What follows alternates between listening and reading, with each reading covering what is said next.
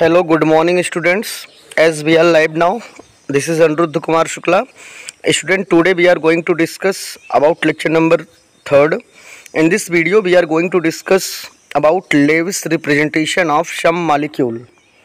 तो बच्चों आज हम लोग डिस्कस करने चल रहे हैं new topic name is the Lewis representation of some molecules.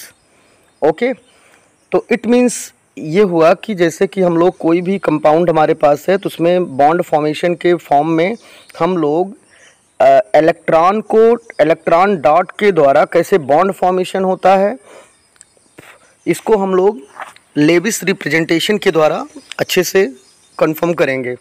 तो बच्चों हम लोग एक साइड में देखो क्या दिया है, molecule oblique ion, and second side में दिया हुआ है लेविस रिप्रेजेंटेशन। लेविस जैसे कोई भी मॉलिक्यूल या आयन या कोई कंपाउंड है उसको हम लोग कैसे लेविस रिप्रेजेंटेशन के द्वारा डिनोट कर सकते हैं।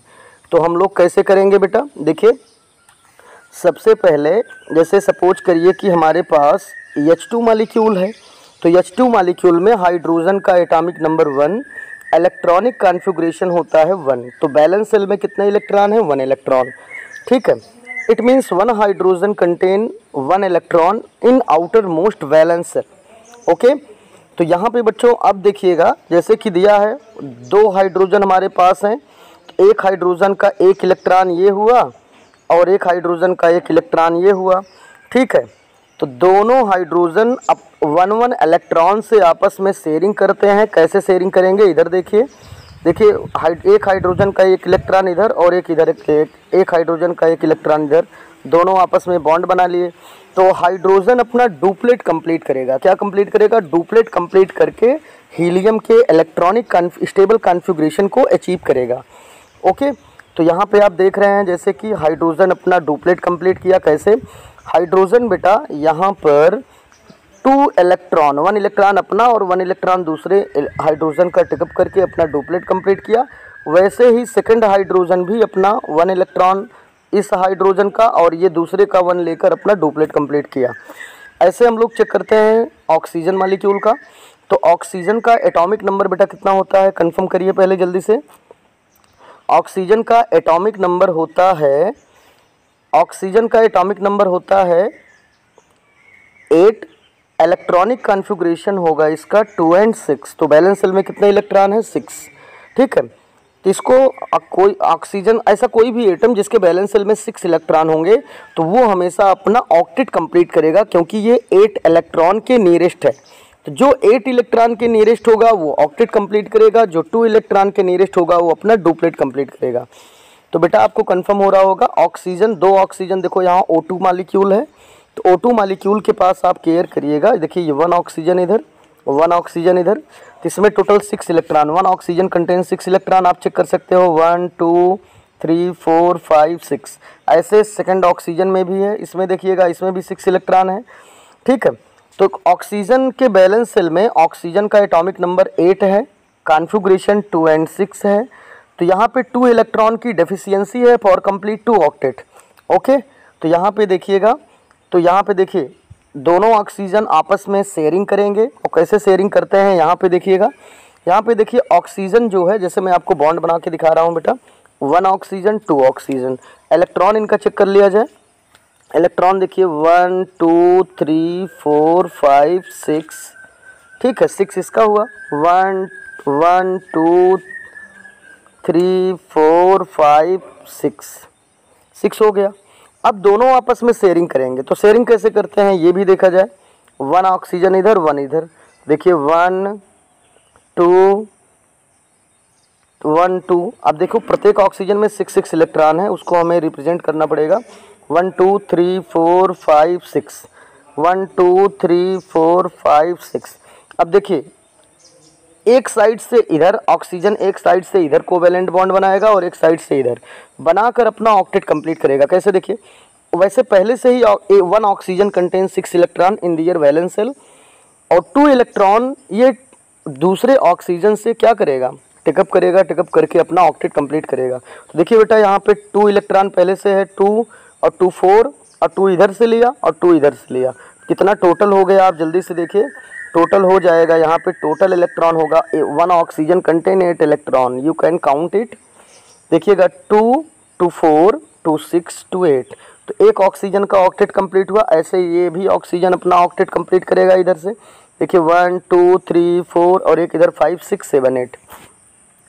तो ये हमारा लेविस रिप्रेजेंटेशन है। क्या है बेटा? ये लेविस रिप्रेजेंटेशन ये है। इसी तरीके से हम लोग देख रहे हैं O3 का। O3 को कहते हैं ओजोन। क्या बोलते हैं बेटा? Ozone, ozone molecule. और ये स्ट्रेटोस्फेयर में एक ऐसी ओजोन गैस है जो स्ट्रेटोस्फेयर में पाई जाती है।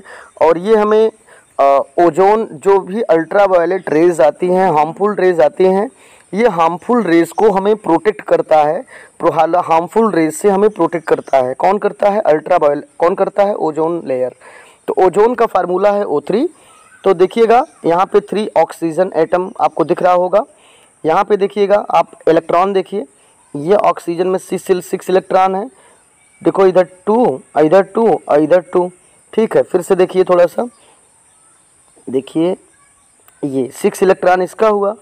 ठीक है, 6 इलेक्ट्रॉन 2 2 4 2 6। ऐसे ही देखिएगा इसमें, देखिए कितने इलेक्ट्रॉन है बेटा इसमें देखिए, इसमें हो गया 2 2 4 2 6 1 7।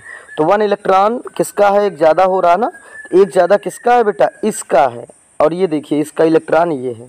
तो थोड़ा फिर से दिखाऊं आपको, देखिएगा इसका इलेक्ट्रॉन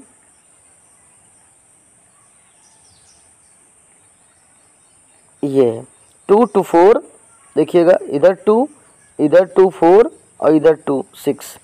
ठीक है, तो कहने का सेंस ये ऑक्सीजन अपना एक इलेक्ट्रॉन दिया। इस ऑक्सीजन को देने के बाद यहाँ पे 1 माइनस का चार्ज लगा।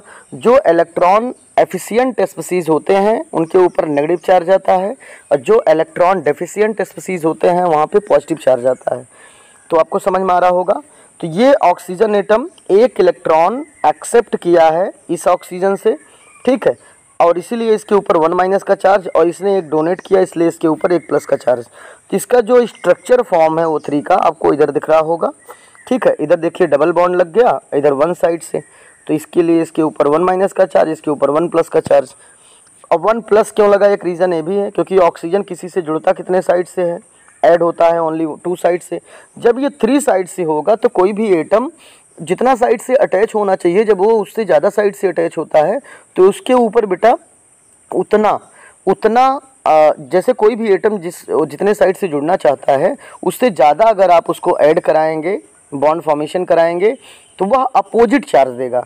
जैसे अगर वो माइनस देता है तो वो प्लस दे देगा, प्लस देता है तो माइनस दे देगा। ऑक्सीजन देता है माइनस, तो जब एक साइड से देखो ये ज़्यादा अटैच हुआ इसीलिए इसके ऊपर 1 प्लस का चार्ज लगा। तो आई होप आपको क्लियर हो गया होगा। ऐसे ही एक एग्जाम्पल और है बेटा NF3 का, इसका नाम है नाइट्रोजन ट्राईफ्लोराइड। और नाइट्रोजन के बैलेंस सेल में मैं आपको थोड़ा समझा दूं। नाइट्रोजन का एटॉमिक नंबर 7 होता है, कॉन्फ़िगरेशन होगा 2 and 5। तो बैलेंस सेल में कितने इलेक्ट्रॉन है? 5। तो देखिए 1 नाइट्रोजन, 1 इलेक्ट्रॉन, 2 इलेक्ट्रॉन, और ये 3 इलेक्ट्रॉन, 4 इलेक्ट्रॉन, 5 इलेक्ट्रॉन। तो देखो अब फ्लोरीन के बैलेंस सेल में फ्लोरीन का एटॉमिक नंबर कितना होता है? फ्लोरीन का एटॉमिक नंबर होता है 9।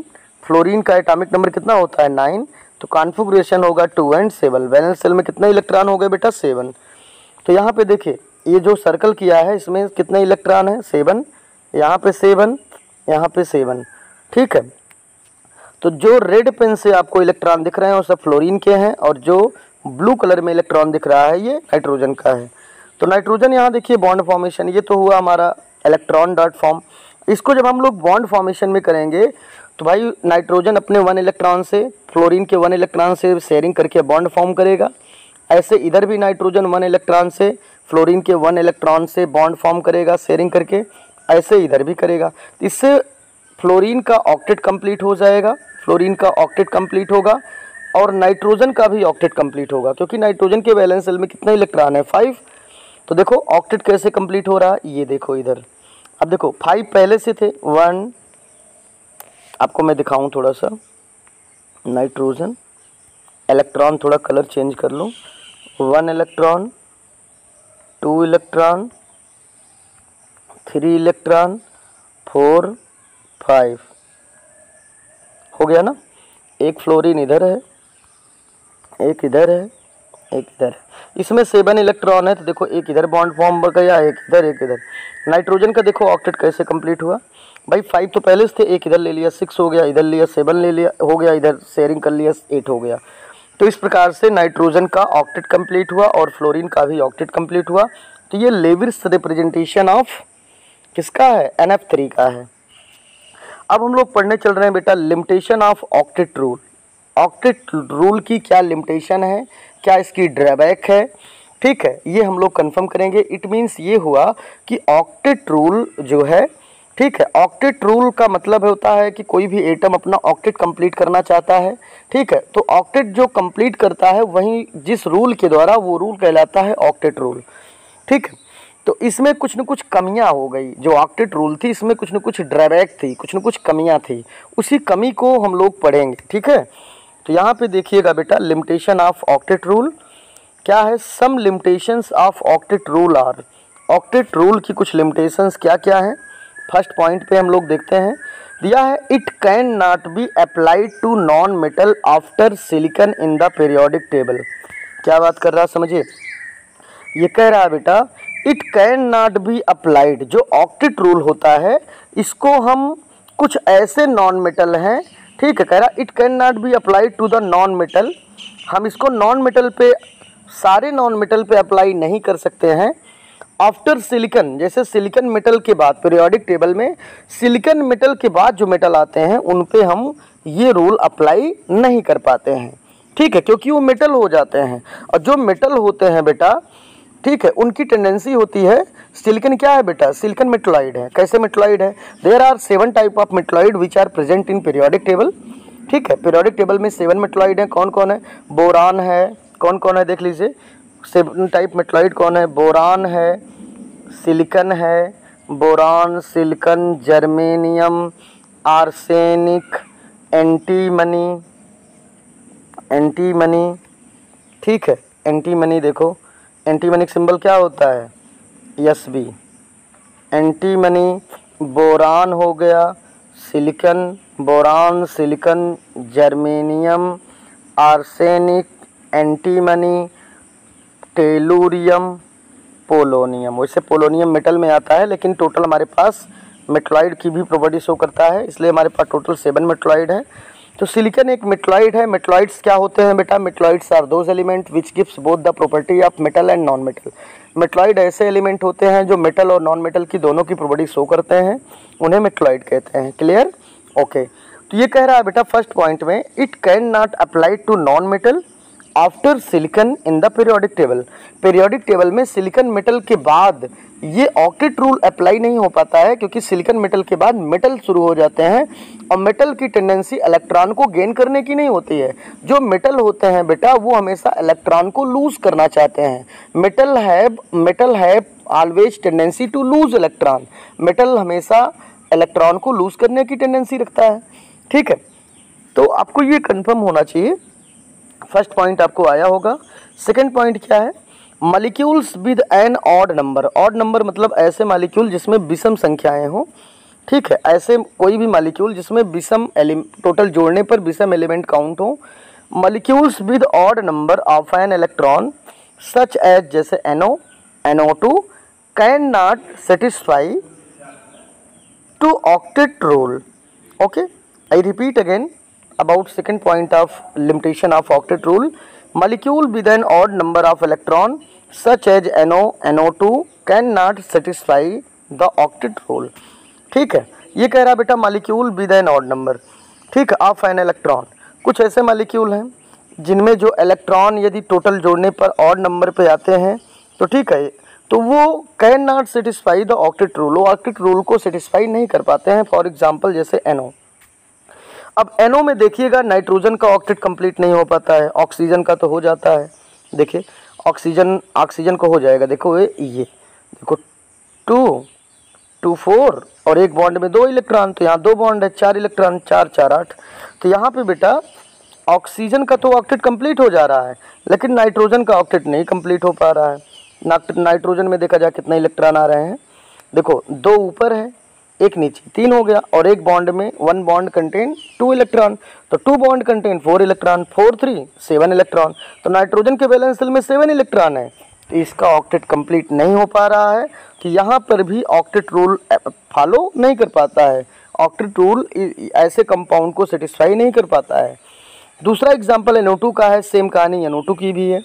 NO2 में देखेंगे 2 2 4 2 6 2 8, ऑक्सीजन का तो ऑक्टेट कंप्लीट है।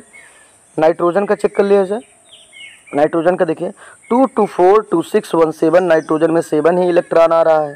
तो यहाँ पे दोनों ऑक्सीजन का तो ऑक्टेट कंप्लीट है, लेकिन नाइट्रोजन का ऑक्टेट कंप्लीट नहीं है। ये हमको आपको थोड़ा कंफर्म करना है। एट थर्ड पॉइंट है the octet rule the useful is not universal. ठीक है, ऑक्टेट रूल यूजफुल तो है हमारे लिए, लेकिन पूरे यूनिवर्सल में सारे ऑल कंपोनेंट पे ये रूल अप्लाई नहीं हो पाएगा। ठीक है, मोस्टली आप कह सकते हो मेटल के ऊपर, नॉन मेटल पे तो अप्लाई हो जाता है। अगला हेडिंग है बेटा other drawbacks of octet theory. Octet theory की कुछ अदर भी ड्रॉबैक हैं, और कुछ बच्चे जो पढ़ते समय उनको थोड़ा क्लियर कम होता है, तो आप बेटा ऊपर से थोड़ा वीडियो क्वालिटी बढ़ा लिया करो, वीडियो क्वालिटी 380 कर लिया करो, सॉरी 360 कर लिया करो। 360 वीडियो क्वालिटी पे आपको बड़ा क्लियर दिखेगा, ठीक है, और अच्छे समझ में आ जाएगा। तो थोड़ा सा क्वालिटी बढ़ा लिया करिए वीडियो की, ठीक है, तब मज़ा आएगा। तो यहाँ पे हेडिंग है बेटा other drawbacks of the octet theory. Octet theory की कुछ और भी ड्रॉबैक हैं। उसमें पहला ड्रॉबैक क्या है, फर्स्ट है it is clear that octet rule is based upon the chemical inertness of noble gases. कह रहा बेटा इट इज़ क्लियर दैट, यह क्लियर है कि ऑक्टेट रूल इज़ बेस्ड, जो ऑक्टेट रूल है ये बेस्ड होता है upon the chemical inertness of noble gas, noble gas की केमिकल इनर्टनेस के ऊपर। जैसे कोई भी नोबल गैस, कोई भी इलेक्ट्रॉन ऑक्टेट रूल को जब फॉलो कर लेता है, ऑक्टेट अपने वैलेंस शेल में 8 इलेक्ट्रॉन को कंप्लीट कर लेता है, वो चाहे शेयरिंग करके कंप्लीट करे, ठीक है, चाहे किसी को इलेक्ट्रॉन डोनेट करके कंप्लीट करे, तो जब कंप्लीट करता है तो वो नोबल गैस के स्टेबल इलेक्ट्रॉनिक कॉन्फ़िगरेशन को अचीव कर लेता है। किसको अचीव करता है? नोबल गैस के इलेक्ट्रॉनिक स्टेबल कॉन्फ़िगरेशन को अचीव कर लेता है, ठीक है, और वो बिहेव करता है नोबल गैस की तरह, ठीक है। तो फर्स्ट पॉइंट आगे इसमें और भी कह रहा है however some noble gases like as xenon, जैसे कुछ नोबल गैसेस ऐसे हैं, जेनान हो गए, क्रिप्टान हो गए, आल्सो कंबाइन, ये आपस में कंबाइन करके किसके साथ? ऑक्सीजन के साथ कुछ ऑक्सीजन से रिलेटेड कंपाउंड बनाते हैं।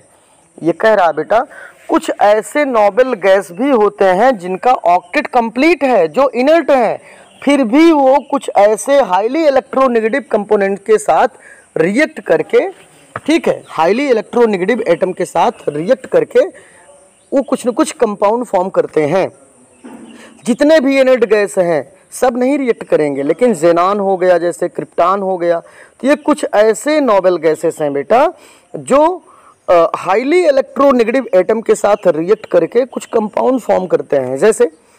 जैसे आपने पढ़ा होगा जेनान फ्लोरीन के साथ रिएक्ट करके, अब आप सोचेंगे कौन हाईली इलेक्ट्रोनेगेटिव एटम हो सकता है, तो मोस्टली 2 ही हाईली इलेक्ट्रोनेगेटिव एटम है। मोस्टली कितने हाईली इलेक्ट्रोनेगेटिव एटम है बेटा? तो there are mainly 2 highly electronegative atom, first is fluorine and second is oxygen, ठीक है।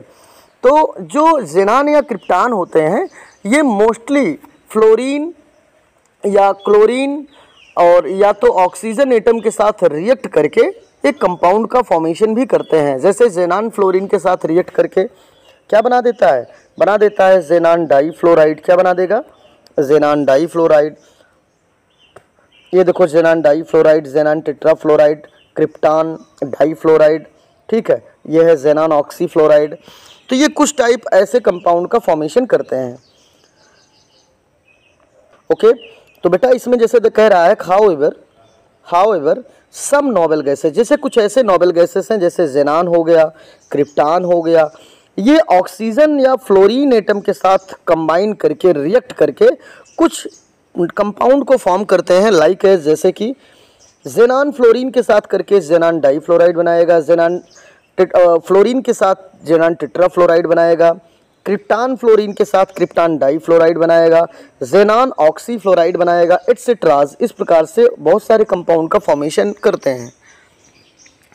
आगे क्या कह रहा है बेटा सेकंड पॉइंट पे अदर ड्रॉबैक में, this theory does not account for the shape of molecules. Very good point है, ये पॉइंट वेरी इंपॉर्टेंट है। कह रहा है जो ऑक्टेट रूल है बेटा does not account for shape of molecule. जो ऑक्टेट रूल होता है ये मॉलिक्यूल के शेप को फॉलो नहीं कर पाता है, मॉलिक्यूल के शेप को एग्जैक्ट बढ़िया बता नहीं पाता है, ठीक है। ये हुई इसकी ड्रॉबैक। आगे थर्ड पॉइंट में क्या कह रहा है, it does not explain the relative stability of the molecule being totally silent about the energy of the molecule. I repeat again about point third. Point third, it does not explain the relative stability of the molecule being totally silent about the energy of a molecule. Is that clear now? Now we are going to discuss about next topic. Topic name is ionic bond or electrovalent bond. So firstly we are going to discuss about ionic bond and second it is also called electrovalent bond. तो बेटा आपको अच्छे से याद हो जाना चाहिए, electrovalent bond को ही हम कहते हैं आयनिक bond. It means be called electrovalent bond, it is also called ionic bond. Clear now? चलिए तो हम लोग इसकी डेफिनेशन को थोड़ा क्लियर करें। आयनिक बॉन्ड या इलेक्ट्रोवैलेंट बॉन्ड क्या है? According to Kossel and Lewis, Kossel and Lewis scientist का नेम है, इन्होंने आपको कुछ बताया किसके बारे में, about ionic bond and electrovalent bond. According to Kossel and Lewis treatment of the formation of ionic bond. तो कोसेल एंड लेविस साहब ने हमें कैसे आयनिक बॉन्ड का फॉर्मेशन होता है इसके बारे में इन्होंने बताया। वैसे बेटा जो प्योर आयनिक बॉन्ड होता है उसके बारे में बता रहा हूँ। When metal react with non metal, when metal react with non-metal, then metal which are transfer of its electron to non-metal, okay, and this type of bond are called ionic bond. It is also called pure electrostatic bond formation. It is also called pure electrostatic bond formation. Pure electrostatic ionic bond formation, pure electrostatic bond is also called ionic bond. Okay, it is only formed in metal and non-metal. It is also formed between metal and non-metal. Okay, तो बेटा आपको ये clear हो गया होगा। आगे क्या दिया है, when the metal treat with non-metal, जब कोई मेटल किसी नॉन मेटल के साथ रिएक्ट करता है, ट्रीट करता है, then form of ionic compound which contain ionic bond। कोई भी मेटल किसी नॉन मेटल के साथ रिएक्ट करता है तो आयनिक बॉन्ड बनाता है, और ऐसे when metal react with non metal then form ionic compound। कोई भी मेटल किसी नॉन मेटल के साथ, कोई भी मेटल किसी नॉन मेटल के साथ रिएक्ट करके आयनिक कंपाउंड बनाता है, और वो आयनिक कंपाउंड कंटेन करता है आयनिक बॉन्ड को। ओके, आगे क्या है इसमें देखिए next, in this case metal have low ionization enthalpies and non metal have higher electron gain enthalpy. Okay, कह रहा इन दिस केस, ऐसे केस में metal have low ionization enthalpy, ऐसे केस में मेटल की जो आयोनाइजेशन एंथैल्पी होती है बेटा वो लो होती है, और नॉन मेटल की आयोनाइजेशन एंथैल्पी इलेक्ट्रॉन को गेन करने की जो एंथैल्पी होती है वो हायर होती है। ओके, चलिए जैसे for example we have already discussed metal have always tendency to lose electron and non metal have always tendency to gain electron. Okay, तो देखिए ये मेटल है बेटा, मेटल को हमने हीट किया, मेटल गैसियस फॉर्म में है, तो मेटल अपने पास से इलेक्ट्रॉन को लूज करेगा और मेटल किस फॉर्म में आ जाएगा, आयनिक फॉर्म में, और इसकी आयोनाइजेशन एंथैल्पी लो होगी when metal are in gaseous form. दूसरा देखिए ये नॉन मेटल एक्स कोई हेलोजन है, गैसियस फॉर्म में है, ये इलेक्ट्रॉन को गेन करेगा, और जितना इलेक्ट्रॉन गेन करेगा उसके ऊपर उतना इलेक्ट्रॉन एफिशिएंट होंगे, उतना नेगेटिव चार्ज लगेगा, और यहाँ पर हायर इलेक्ट्रॉन गेन एंथैल्पी होगी। ओके, और यहाँ पे देखिएगा जैसे मेटल देखो आयनिक फॉर्म में है, इलेक्ट्रॉन लूज किया, इसका इलेक्ट्रॉन गेन कौन किया, हाइड्रोजन, और दोनों आपस में आयनिक कंपाउंड बना दिए, और यही आयनिक कंपाउंड कंटेन करेगा आयनिक बॉन्ड को।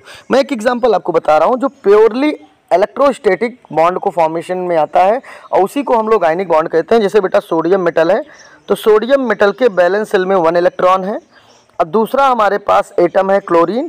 क्लोरीन के वैलेंस शेल में 7 इलेक्ट्रॉन होता है। देखिए 1 2 3 4 5 6 1 7। तो यहाँ पे क्लोरीन अपना 1 इलेक्ट्रॉन को डोनेट करके ये जो है बेटा ना, सोडियम जो है अपना, सोडियम, यहाँ क्लोरीन की बात नहीं, सोडियम की बात हो रही। सोडियम अपना 1 इलेक्ट्रॉन को डोनेट कर देगा किसके पास, क्लोरीन के पास, और डोनेट करके सोडियम के ऊपर 1+ का चार्ज आएगा। और सोडियम जैसे ही अपने आउटर मोस्ट, क्योंकि सोडियम के वैलेंस शेल में 1 इलेक्ट्रॉन है, तो मेटल की टेंडेंसी हमेशा इलेक्ट्रॉन को लूज करने की होती है। तो यहाँ पे सोडियम 1 इलेक्ट्रॉन को लूज कर देगा, और लूज करके ये stable noble gas electronic configuration को अचीव कर लेगा। और क्लोरीन के वैलेंस शेल में 7 इलेक्ट्रॉन है, तो ये इसको 1 इलेक्ट्रॉन की डेफिशिएंसी है। ये 1 इलेक्ट्रॉन सोडियम का गेन करके अपना ऑक्टेट कंप्लीट करेगा, और ऑक्टेट कंप्लीट करके ये जो है स्टेबल इनर्ट इलेक्ट्रॉनिक कॉन्फ़िगरेशन को अचीव करेगा। ओके, और ये जो बीच का बॉन्ड बनता है बेटा, जो मेटल इलेक्ट्रॉन को ट्रांसफर करके बॉन्ड बनाता है, this bond are called ionic bond. It is also called purely highly electrostatic bond. Okay, तो टुडे इज इनफ।